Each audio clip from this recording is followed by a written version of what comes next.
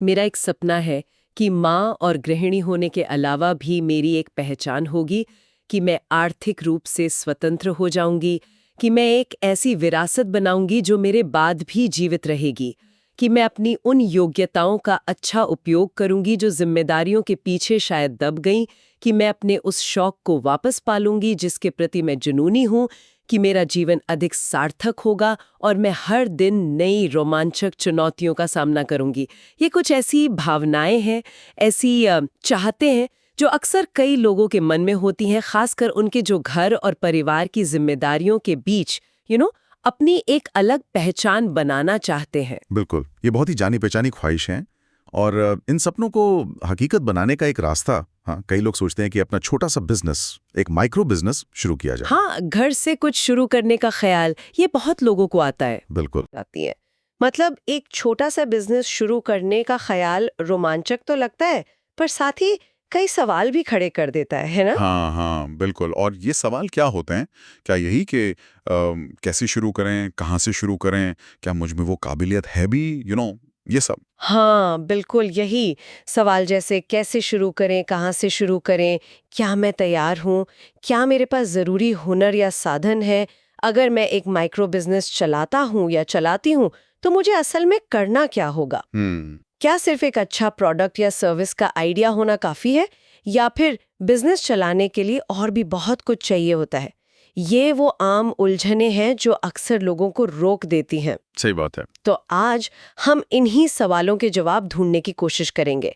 हम समझेंगे कि अपने बिजनेस आइडिया को, अपने उस सपने को हकीकत में कैसे बदला जा सकता है। अच्छा। हमारी ये पूरी चर्चा omimai.com पर प्रकाशित एक बहुत ही उपयोगी लेख पर आधारित है, जो खास तौर पर उन लोगों के लिए है जो अपना माइक्रो बिजनेस शुरू करने की सोच रहे हैं। अच्छा, omimai.com। ठीक है। हाँ।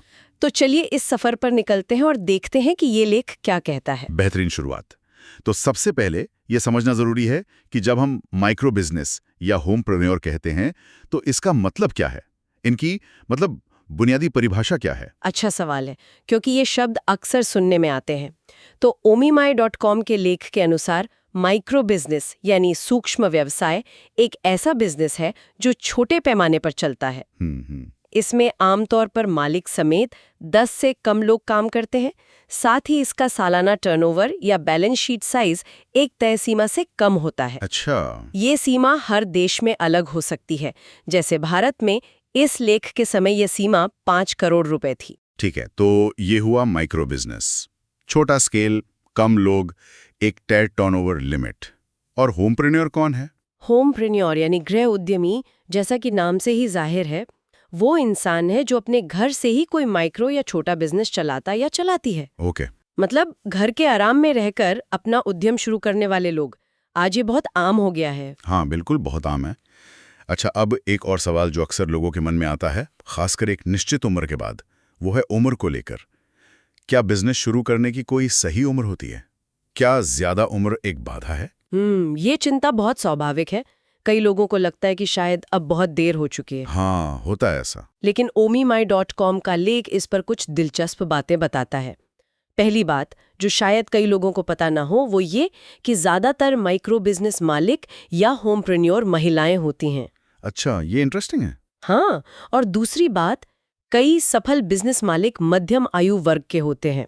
मध्यम आयु वर्ग, इसका कोई खास कारण, मतलब क्यों? हाँ, लेख में अंदाजा लगाया गया है कि शायद ऐसा इसलिए होता है क्योंकि उस उम्र तक दुनिया का अनुभव थोड़ा बढ़ जाता है, समझ परिपक्व हो जाती है। हाँ, तजुर्बा। हाँ, तजुर्बा।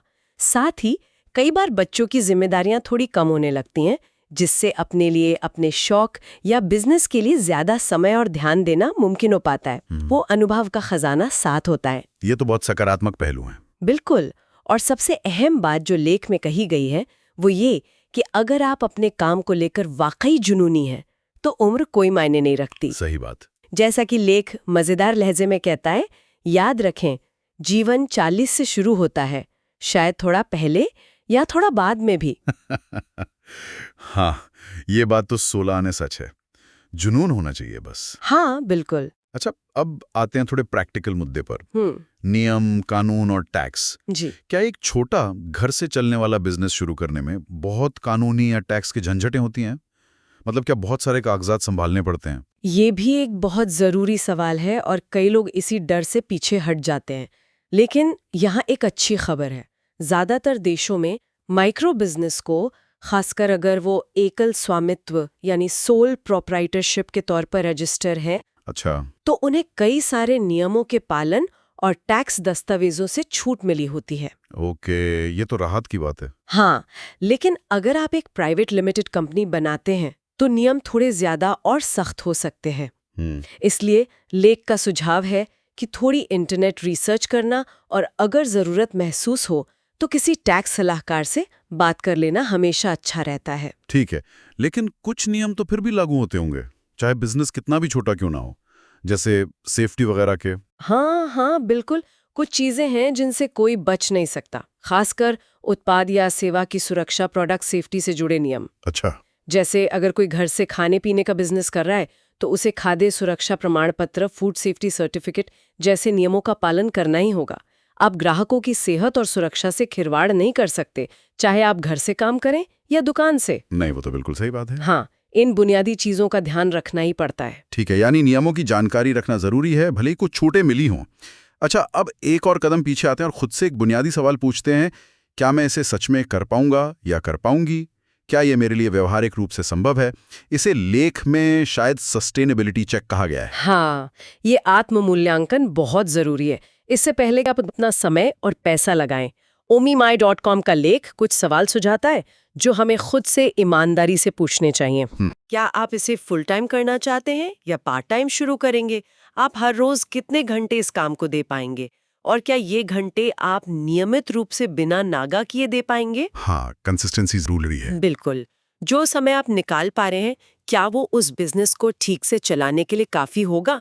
कहीं ऐसा तो नहीं कि आइडिया बहुत बड़ा है और समय बहुत कम? ये भी सोचना होगा। और सबसे जरूरी, क्या ये बिजनेस आइडिया आपके मौजूदा हुनर, आपकी योग्यताओं, आपकी रुचि से मेल खाता है या आपको बहुत कुछ नया सीखना पड़ेगा? हाँ, ये स्किल मैचिंग भी जरूरी है। इन सवालों के जवाब से एक साफ तस्वीर उभरती है कि हम असल में कितने तैयार हैं और क्या उम्मीद कर सकते हैं। बिल्कुल। और लेख एक मजेदार तरीका भी सुझाता है। अपने हर हाँ वाले जवाब के लिए खुद को 1 अंक दें और इस सेक्शन का स्कोर नोट कर लें। स्कोर? अच्छा। हाँ, ये बस एक तरीका है खुद को आंकने का कि आप अंदर से कितना तैयार महसूस कर रहे हैं। ये दिलचस्प है। तो मान लेते हैं कि किसी ने ये शुरुआती सवाल सोच लिए, उम्र की चिंता छोड़ दी, नियमों का अंदाजा लगा लिया। अब आगे क्या? अब असल में आइडिया को जमीन पर उतारने के लिए क्या करना होगा? अब आता है सबसे महत्वपूर्ण हिस्सा, वास्तविकता की जांच। omimi.com का लेख यहाँ 7 ठोस कदम बताता है जिन्हें हमें एक-एक करके समझना होगा। 7 कदम, ठीक है। पहला कदम है आइडिया का परीक्षण और सत्यापन, टेस्ट एंड वैलिडेट आइडिया। अच्छा, यानी सिर्फ सोचना काफी नहीं, ये भी देखना होगा कि आइडिया चल पाएगा, क्या आप इसे बेच पाएंगे, क्या लोग इसे खरीदेंगे भी, है ना? बिल्कुल सही। आपका आइडिया आपको कितना भी शानदार क्यों न लगे, जरूरी है कि उसे बाहर की दुनिया में परखा जाए। लेख कहता है कि लोगों से बात करें, अपने दोस्तों और रिश्तेदारों से नहीं, बल्कि उन लोगों से जो आपके संभावित ग्राहक हो सकते हैं। उनसे पूछें कि क्या उन्हें ऐसी किसी चीज की जरूरत महसूस होती है। अच्छा। क्या वो इसके लिए पैसे खर्च करने को तैयार होंगे? हो सके तो एक छोटा सा बाजार परीक्षण यानी मार्केट टेस्ट करें, जैसे किसी मेले, फ्ली मार्केट में स्टॉल लगा लिया या किसी सोसाइटी के इवेंट में अपना प्रोडक्ट दिखाया। हाँ, इससे सीधी प्रतिक्रिया मिलेगी। एकदम। इस परीक्षण के दौरान किन खास सवालों के जवाब ढूंढने चाहिए? लेख कुछ जरूरी सवाल उठाता है। क्या बाजार में आपके प्रोडक्ट या सर्विस की वाकई कोई जरूरत है? अगर अभी नहीं है, तो क्या आप वो जरूरत पैदा कर सकते हैं? लोग पैसे देंगे? कहीं ऐसा तो नहीं कि इस फील्ड में पहले से ही इतने लोग हैं कि आपके लिए जगह बनाना मुश्किल हो? कंपटीशन। हाँ, कंपटीशन। और सबसे बड़ी बात, क्या इसमें मुनाफा कमाने की गुंजाइश है? बिल्कुल। साथ ही एक बहुत महत्वपूर्ण पहलू है इकोसिस्टम। इकोसिस्टम, इसका क्या मतलब है यहाँ पे? बिजनेस के लिए इकोसिस्टम? इकोसिस्टम यानी क्या आपके बिजनेस आइडिया के फलने फूलने के लिए सही माहौल, सही तकनीक, सही सहायक सेवाएं मौजूद हैं? क्या इसका सही समय आ गया है? अच्छा, टाइमिंग। हाँ, यहाँ omimai.com का लेख फेसबुक का बहुत सटीक उदाहरण देता है। फेसबुक कैसे? फेसबुक पहला सोशल नेटवर्क नहीं था। उससे पहले 90s के दशक में बोल्ट और 6 डिग्रीज जैसे प्लेटफॉर्म आए थे। आइडिया अच्छा था, तकनीक भी थी, लेकिन उस वक्त इंटरनेट बहुत धीमा और महंगा था। हाँ, बिल्कुल। ज्यादा लोगों के पास कंप्यूटर नहीं थे, मोबाइल फोन में कैमरे नहीं होते थे, यानी सोशल नेटवर्किंग के लिए इकोसिस्टम तैयार नहीं था। नतीजा, वो प्लेटफॉर्म चल नहीं पाए। सही। तो आपको सोचना होगा, क्या आज आपके आइडिया के लिए इकोसिस्टम तैयार है? जुनून अपनी जगह है, पर बिजनेस की हकीकत को समझना जरूरी है। ये फेसबुक वाला उदाहरण वाकई आंखें खोलने वाला है। मतलब सिर्फ आइडिया नहीं, माहौल भी जरूरी है। तो इस पहले कदम में भी स्कोरिंग है। हाँ, लेख फिर याद दिलाता है, इस सेक्शन में आपके कितने सवालों के जवाब हाँ में थे, उसे गिनकर नोट कर लें। ये आपकी तैयारी का पहला पड़ाव है। ठीक है, मान लीजिए आइडिया टेस्ट हो गया, लोगों को पसंद आया, इकोसिस्टम भी ठीक लगा। अब दूसरा कदम क्या है? दूसरा कदम है आइडिया पर शोध, रिसर्च द आइडिया। गहराई से जानना कि आप क्या करने जा रहे हैं। मतलब एक तरह से खुद से पूछना, भाई तू क्या कर रहा है? सही है ना? हाँ, बिल्कुल। अब आपको अपने आइडिया और अपनी इंडस्ट्री के बारे में ज्यादा से ज्यादा जानकारी जुटानी है। किताबें पढ़ें, इंटरनेट पर भरोसेमंद स्रोतों से रिसर्च करें, उस फील्ड के अनुभवी लोगों से मिलें, उनसे सलाह लें। लेख कहता है कि इस रिसर्च के दौरान खुद से कुछ सवाल पूछें। क्या इस मार्केट में पहले से बहुत कंपटीशन है? जी। अगर हाँ, तो आपकी यूएसपी यानी यूनिक सेलिंग प्रोपोजिशन क्या होगी? यानी आपकी वो खास बात क्या होगी जो ग्राहकों को दूसरों को छोड़कर आपके पास लाएगी? आप अपनी अलग पहचान कैसे बनाएंगे? और अगर कंपटीशन बिल्कुल ना हो तो? वो तो अच्छी बात है ना, मतलब खुला मैदान। जरूरी नहीं। अगर कंपटीशन बिल्कुल नहीं है तो ये भी सोचने वाली बात है कि क्यों नहीं है। अच्छा। कहीं ये मार्केट इतना मुश्किल तो नहीं कि कोई टिकी ना पाया हो, या फिर हो सकता है कि लोगों को ऐसी किसी चीज की आदत ही ना हो। जैसे लेख में पोछा बेचने का उदाहरण दिया गया है। सोचिए, जब लोग घरों में पुराने कपड़ों से ही पोछा लगा लेते थे, तब किसी ने नया बना बनाया पोछा बेचने की सोची होगी तो उसे कितनी मुश्किल आई होगी।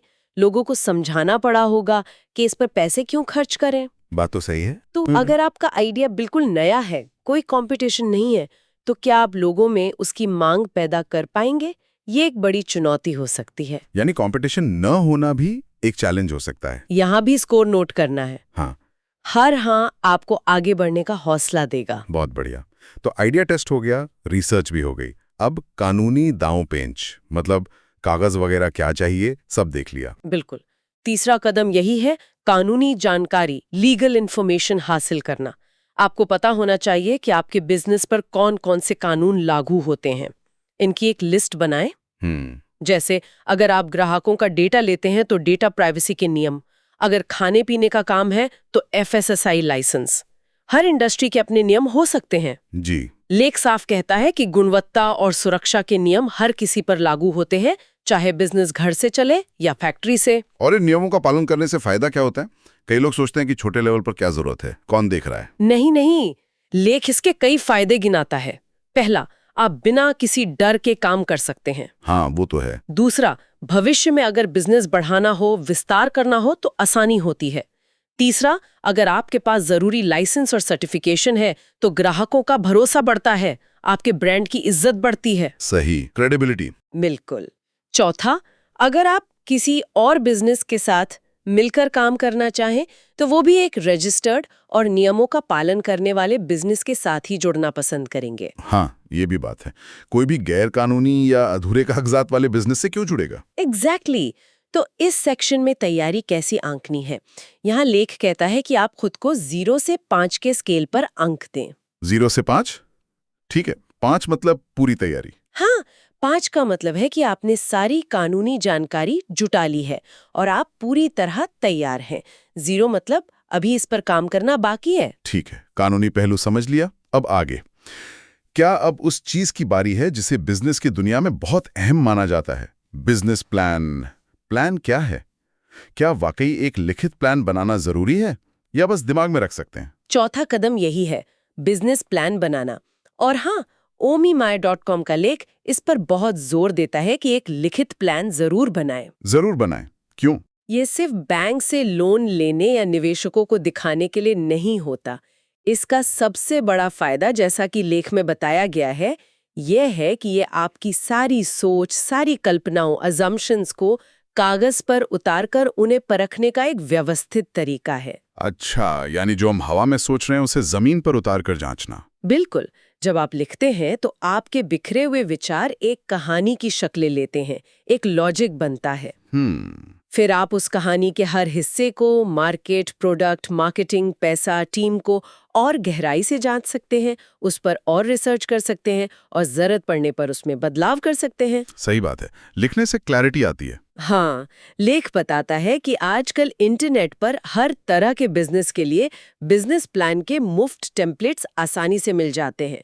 आप होम डिलीवरी फूड बिजनेस के लिए बिजनेस प्लान या ऑनलाइन बुटीक के लिए बिजनेस प्लान सर्च कर सकते हैं। अच्छा, टेम्पलेट्स मिल जाते हैं। हाँ, बस सही टेम्पलेट चुनें और उसे अपनी समझ के हिसाब से भरें। और याद रखें, ये कोई पत्थर की लकीर नहीं है, ये एक जिंदा जागता डॉक्यूमेंट होना चाहिए जिसे आप समय के साथ, अनुभव के साथ बदलते और सुधारते रहें। फ्लेक्सिबल होना चाहिए। और इसका स्कोर, अगर प्लान तैयार है तो? लेख के अनुसार अगर आपका लिखित बिजनेस प्लान काफी हद तक तैयार है तो खुद को पूरे 5 अंक दें। अगर अभी शुरू ही किया है या अधूरा है तो उसी हिसाब से 0 से 4 के बीच अंक दें। समझ गया, प्लान बन गया। अब आता है असली सवाल, सबसे मुश्किल सवाल शायद। पैसा, रोकड़ा कितना लगेगा और कहां से आएगा? हाँ, 5वां कदम इसी से जुड़ा है। पैसों की जरूरत का सही अंदाजा लगाना, ये बहुत जरूरी है। हाँ, इसके बिना तो। बिल्कुल। लेख कुछ अहम सवाल सामने रखता है। आपको बिजनेस शुरू करने के लिए कितने पैसों की जरूरत होगी, यानी शुरुआती लागत, सामान, रजिस्ट्रेशन, डिपॉजिट वगैरह। Startup cost. हाँ, फिर बिजनेस को तब तक चलाने के लिए कितने पैसे चाहिए होंगे जब तक वो खुद पैसा कमाना शुरू ना कर दे। इसे वर्किंग कैपिटल कहते हैं। ओके। एक आम धारणा है कि किसी भी नए बिजनेस को स्थिर होने में, अपने पैरों पर खड़े होने में कम से कम 1000 दिन यानी करीब 3 साल लग सकते हैं। हाँ, 3 साल काफी लंबा समय है। हाँ, हालांकि लेख ये भी कहता है कि माइक्रो बिजनेस शायद जल्दी भी स्थिर हो जाए क्योंकि उनका लेन देन का चक्र तेज होता है। फिर भी शुरुआती कुछ साल मुश्किल भरे हो सकते हैं। क्या आपके पास इन शुरुआती सालों के लिए पैसों का इंतजाम है? ये बड़ा सवाल है। हाँ, ये पैसा आएगा कहाँ से? क्या आपकी अपनी बचत है? क्या आप परिवार या दोस्तों से उधार लेंगे, बैंक से लोन लेंगे या किसी सरकारी योजना या एंजल इन्वेस्टर से फंडिंग की कोशिश करेंगे? Omi.com पर फंडिंग और अनुदानों के बारे में भी जानकारी है, ऐसा लेख में बताया गया है। अच्छा, फंडिंग के ऑप्शंस भी देखने होंगे। जी, और एक बहुत ही प्रैक्टिकल सवाल, क्या आपके पास अगले 2-3 साल के लिए अपने घर का खर्चा चलाने यानी अपने व्यक्तिगत खर्चों के लिए अलग से पैसों का इंतजाम है? अरे हाँ, ये तो बहुत जरूरी है। हाँ, क्योंकि हो सकता है कि बिजनेस शुरुआती सालों में इतना मुनाफा न दे कि आप उससे अपनी तनख्वाह निकाल सकें। ये वाकई सोचने वाली बातें हैं। पैसे का हिसाब किताब ठीक से लगाना बहुत जरूरी है। यहाँ भी स्कोरिंग का जिक्र है। हाँ, लेख फिर से वही तरीका बताता है। गिनिए कि इन सवालों के कितने जवाब आपके पास हाँ में है। ठीक है, पैसे की प्लानिंग हो गई। अब आजकल की दुनिया में एक और चीज बहुत जरूरी हो गई है, डिजिटल मौजूदगी। तो अगला कदम यही होगा, मतलब इंटरनेट पर फोड़ना पड़ेगा। क्या ये सबके लिए जरूरी है? छठा कदम बिल्कुल यही है, ऑनलाइन उपस्थिति बनाना। और omimai.com का लेख साफ कहता है कि आज के जमाने में ये लगभग हर बिजनेस के लिए जरूरी है, चाहे आपका बिजनेस ऑनलाइन हो या ऑफलाइन। सबके लिए, ऑफलाइन वालों के लिए भी। हाँ, आपकी वेबसाइट, आपका सोशल मीडिया पेज, ये सब आपकी डिजिटल दुकान या ऑफिस की तरह है। ये आपके ब्रांड की पहचान बनाते हैं और उसकी सुरक्षा भी करते हैं। लेख की सलाह है कि जैसे ही आप अपने बिजनेस का नाम फाइनल करें, फौरन उसका डोमेन नेम जैसे .com, .in रजिस्टर करवा लें। अच्छा, डोमेन नेम तुरंत? हाँ, बल्कि एक से ज्यादा एक्सटेंशन रजिस्टर करवाना अच्छा रहता है ताकि कोई और आपके नाम का गलत इस्तेमाल न कर सके। फिर एक बेसिक वेबसाइट बनवाएं और फेसबुक, इंस्टाग्राम जैसे जरूरी सोशल मीडिया प्लेटफॉर्म पर अपने बिजनेस के नाम से पेज बनाएं। ये ब्रांड की सुरक्षा वाली बात थोड़ी और समझाएंगी? मतलब डोमेन क्यों जरूरी है इतना? मतलब आज के डिजिटल दौर में जिसके पास डोमेन नेम रजिस्टर्ड है, ऑनलाइन दुनिया में वही उस नाम का असली मालिक माना जाता है। अच्छा। अगर आपने डोमेन नहीं लिया और कोई और उसे रजिस्टर कर लेता है, अच्छा, तो वो आपके नाम का फायदा उठा सकता है या आपको बाद में वो डोमेन ऊंचे दाम पर बेच सकता है। इसलिए नाम फाइनल होते ही डोमेन लेना जरूरी है। अरे हाँ, ये तो जरूरी बात है। साइबर स्क्वॉटिंग कहते हैं शायद इसे। हाँ, कुछ ऐसा ही। तो इस सेक्शन का स्कोर कैसे देना है? यहाँ भी 0 से 5 का स्केल है। ठीक है, 5 मतलब ऑनलाइन तैयारी पूरी। जी, 5 मतलब आपकी ऑनलाइन उपस्थिति की तैयारी पूरी है, डोमेन ले लिया है, वेबसाइट और सोशल पेज की योजना है या बन गए हैं। बहुत अच्छे। अब इस रियलिटी चेकलिस्ट में 7वां और आखिरी कदम क्या बताया गया है? 6 तो हो गए। 7वां कदम है डिजिटल विज्ञापन सीखें। Learn digital advertising. जी, मतलब ऑनलाइन एड्स चलाना खुद सीखना पड़ेगा। कोई एजेंसी वगैरह हायर नहीं कर सकते क्या शुरुआत में? देखिए omimai.com के लेख का नजरिया ये है कि शुरुआत में, खासकर जब आप एक माइक्रो बिजनेस चला रहे हैं, तो एक डिजिटल मार्केटिंग एजेंसी को हायर करना काफी महंगा साबित हो सकता है। हाँ, वो तो है, बजट की दिक्कत होती है। बिल्कुल। और आज के समय में बिना डिजिटल विज्ञापन के नए ग्राहकों तक पहुंचना बहुत मुश्किल है। इसलिए लेख इस बात पर जोर देता है कि आपको खुद बेसिक चीजें सीखनी होंगी। बेसिक मतलब क्या क्या? जैसे सोशल मीडिया पर रेगुलर पोस्ट कैसे करें, फेसबुक या इंस्टाग्राम पर छोटे बजट के विज्ञापन कैसे चलाएं, अपनी वेबसाइट पर ट्रैफिक लाने के लिए SEO यानी सर्च इंजन ऑप्टिमाइजेशन के बारे में थोड़ा जानना। अच्छा, ये सब खुद करना पड़ेगा शुरुआत में। हाँ, और अच्छी बात यह है कि omimai.com पर ही इस विषय पर कई ब्लॉग और वीडियो ट्यूटोरियल मौजूद हैं जो आपको ये सब सीखने में मदद कर सकते हैं, ऐसा लेख में बताया गया है। ओके, मतलब रिसोर्सेज हैं सीखने के लिए। तो अगर कोई ये सीखने के लिए तैयार है या सीख चुका है तो स्कोर क्या होगा? लेख कहता है कि अगर आप डिजिटल विज्ञापन की अहमियत समझते हैं और इसे सीखने के लिए पूरी तरह तैयार हैं या सीख चुके हैं, तो खुद को पूरे 5 अंक दें। वाह, तो ये थे वो 7 कदम, आइडिया को परखने से लेकर डिजिटल विज्ञापन सीखने तक। ये पूरी चेकलिस्ट काफी काम की लगती है। एक पूरा फ्रेमवर्क मिल गया सोचने के लिए। हाँ, ये एक तरह का रोड मैप है। हाँ।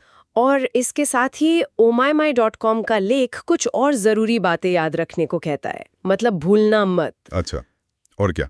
आप एक शौक नहीं, एक बिजनेस चला रहे हैं, इसलिए अपने लिए छोटे छोटे लक्ष्य यानी माइलस्टोन्स तय करें और उन्हें हासिल करने पर ध्यान दें। अपने खर्चों पर बारीकी से नजर रखें, पैसा कहाँ जा रहा है इसका हिसाब रखें। बहुत जरूरी। अपने समय का सबसे अच्छा उपयोग करें, देखें कि कौन सा काम सबसे जरूरी है। तैयार है कि योजना के मुताबिक सब कुछ नहीं होगा, कुछ ना कुछ अप्रत्याशित होगा ही। हाँ, सरप्राइज तो आते ही रहते। बिल्कुल। और सबसे जरूरी, लचीले बने। अगर कोई चीज काम नहीं कर रही है तो उसे बदलने या अपनी योजना में फेरबदल करने से हिचकिचाए नहीं। अडेप्ट करना पड़ेगा।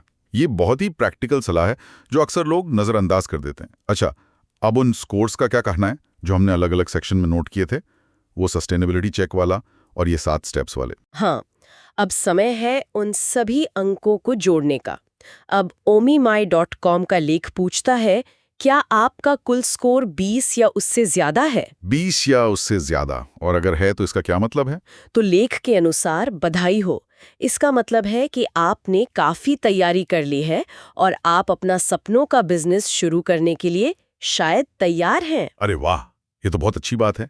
एक तरह का ग्रीन सिग्नल। हाँ, ये स्कोर एक इशारा है कि आपने जरूरी पहलुओं पर सोच विचार कर लिया है। बिल्कुल, एक ग्रीन सिग्नल जैसा समझ सकते हैं। बढ़िया। बिल्कुल, लेकिन कहानी यहीं खत्म नहीं होती।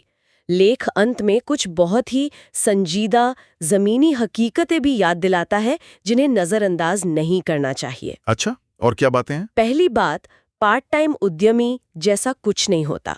हाँ, आप शुरुआत में कम घंटे दे सकते हैं, लेकिन बिजनेस आपका पूरा ध्यान और समर्पण मांगता है। आप हर छोटी बड़ी चीज के लिए जिम्मेदार होते हैं। हाँ, ये फुल कमिटमेंट मांगता है। बिल्कुल। दूसरी बात, उद्यमिता सब्र का खेल है, धैर्य रखना पड़ता है। सफलता रातों रात नहीं मिलती। नहीं मिलती, बिल्कुल नहीं। इसमें बहुत सारी चुनौतियां आती हैं, असफलताएं भी मिलती हैं। ये सब मिलकर आपको एक बेहतर पेशेवर बनाते हैं। जो लोग रातों रात सफलता की कहानियां सुनाते हैं, उन पर ज्यादा यकीन न करें। वो अक्सर आधी कहानी होती है। सही कहा। और तीसरी और शायद सबसे जरूरी बात, आप में दृढ़ता यानी परसिविरेंस होनी चाहिए, लगे रहने का जज्बा। हाँ, गिव अप नहीं करना है। बिल्कुल। शुरुआत में ये सफर अक्सर अकेला होता है। लोग, तारीफें, साथ, ये सब अक्सर तब मिलता है जब आप मुश्किल दौर पार कर चुके होते हैं। इसलिए इस रास्ते पर तभी उतरें जब आपके अंदर वो एकला चोलरे वाला जुनून हो, वो पागलपन हो के करके ही दिखाना है। ये बातें कड़वी लग सकती हैं, लेकिन है बिल्कुल सच। इन्हें ध्यान में रखना बहुत जरूरी है। पैशन और परसिवियरेंस चाहिए ही चाहिए। हाँ, तो ये थी हमारी आज की चर्चा, जिसमें हमने omimai.com के एक लेख के जरिए ये समझने की कोशिश की कि अपने बिजनेस आइडिया को हकीकत में कैसे बदलें। हमने देखा कि एक आइडिया को सोचने से लेकर उसे परखने, प्लान बनाने, पैसे का इंतजाम करने, कानूनी पहलू समझने और डिजिटल दुनिया में कदम रखने तक किन-किन बातों का ध्यान रखना होता है। वाकई ये बहुत ही उपयोगी और स्टेप बाय स्टेप जानकारी थी, खासकर उन लोगों के लिए जो शुरुआत करना चाहते हैं लेकिन समझ नहीं पाते कि कहाँ से शुरू करें। एक पूरा चेकलिस्ट मिल गया। हाँ, और अच्छी खबर यह है कि omimai.com पर होमप्रेन्योर्स और माइक्रो बिजनेस मालिकों के लिए इस सीरीज में आगे और भी लेख आने वाले हैं। अच्छा, जैसे कि पैसों का मैनेजमेंट कैसे करें, फाइनेंशियल मैनेजमेंट, बिजनेस चलाने के लिए ज़रूरी स्किल्स, मैनेजमेंट स्किल्स क्या हैं वगैरह। तो अगर आप और जानना चाहते हैं तो हमें फॉलो करते रहें ताकि आपको अपडेट्स मिलते रहें। बिल्कुल, ये तो फॉलो करना बनता है। और आज के इस चर्चा को समाप्त करते हुए हम अपने श्रोताओं के लिए एक सवाल छोड़ना चाहेंगे। अगर आपने कभी अपना कोई छोटा बिजनेस या स्टार्टअप शुरू करने की कोशिश की है, तो आपके अपने अनुभव क्या रहे हैं? आपकी सबसे बड़ी चुनौतियां क्या थीं? या आपकी सफलता की कहानी क्या है? अगर आप चाहें तो अपनी कहानी या सवाल नीचे दिए गए मैसेज बॉक्स में साझा कर सकते हैं। हाँ, जरूर करें। हो सकता है omimai.com के विशेषज्ञ आपकी प्रतिक्रिया भी दें। जरूर साझा करें। दूसरों के अनुभव से भी बहुत कुछ सीखने को मिलता है। अगली बार फिर मिलेंगे एक नई जानकारी, एक नए विषय के साथ। तब तक के लिए अपना ध्यान रखें और सपने देखते रहें और उन्हें पूरा करने की दिशा में कदम बढ़ाते रहें। अलविदा। अलविदा।